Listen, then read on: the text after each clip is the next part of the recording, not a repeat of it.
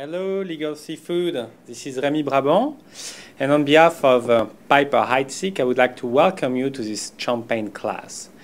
The goal of this presentation is to take you through a quick journey through my hometown region, Champagne.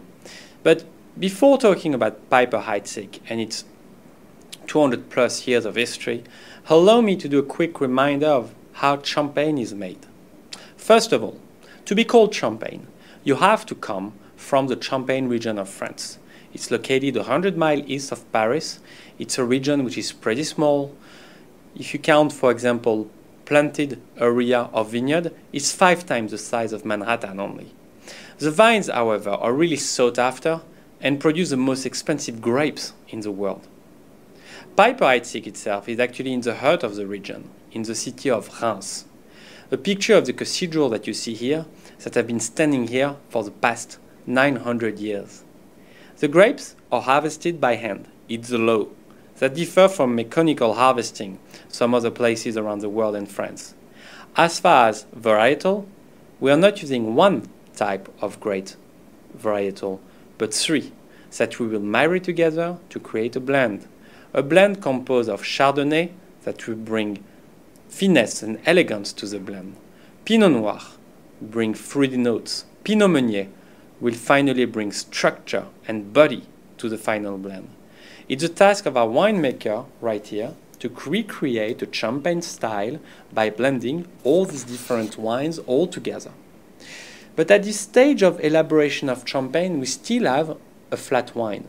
So how the bubble will appear? The winemaker will add a solution of yeast and sugar into his bottle of wine. Then a second fermentation in the bottle will take place, creating bubbles. Actually, one particularity of champagne versus sparkling is that process just described. The bubbles appear naturally and inside that same bottle. It's that what we call the traditional method or méthode champenoise. Your bottle will now spend 15 months resting, actually 24 months for Piper Heidsieck, in an underground cave at constant temperature before being disgorged, labeled, and expedited. The tunnel that you see here, for most of it was dug by Roman 2,000 years ago. It is called the crayère. It was actually used back in time. They were extracting the stone to build the monument that some of them remains today. Now you better understand how to make champagne. Let me tell you more about Piper Heidsieck. World known, established in 1785 by a gentleman named Florent Louis Heidsieck. His legacy was not made in a day, but he started pretty early, the first year actually. He established his first cuvée and he went to sample it to none other person than the Queen Marie Antoinette herself. Still today, Piper Heidsieck is associated with many icons from the fashion industry.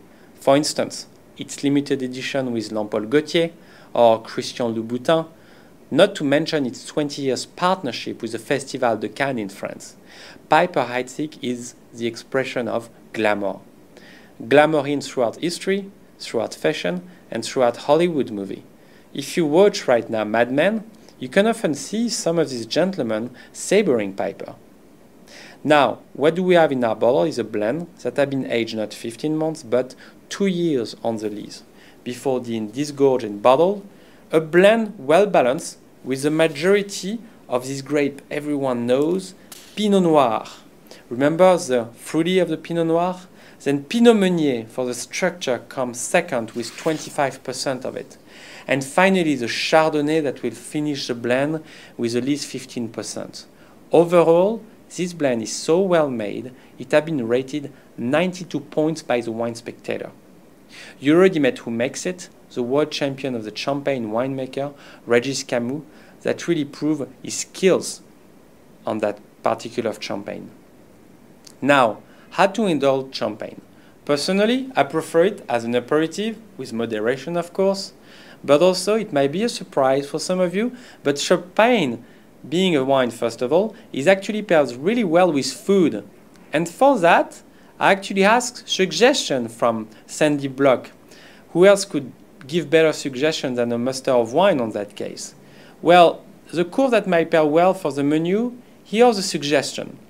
Where raw oyster, raw clams, fried fish, lemon capper grey sole beurre blanc, Anna baked Boston scrod, jasmine special. Overall, most fish pair well with a squeeze of lemon. Now, I hope you appreciated this refresher course about champagne and what a wonderful spirit it is.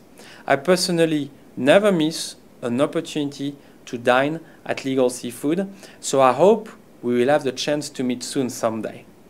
And to conclude this presentation, I really like to quote Sir Winston Churchill before today. Remember, gentlemen, it's not France we're fighting for, it's champagne.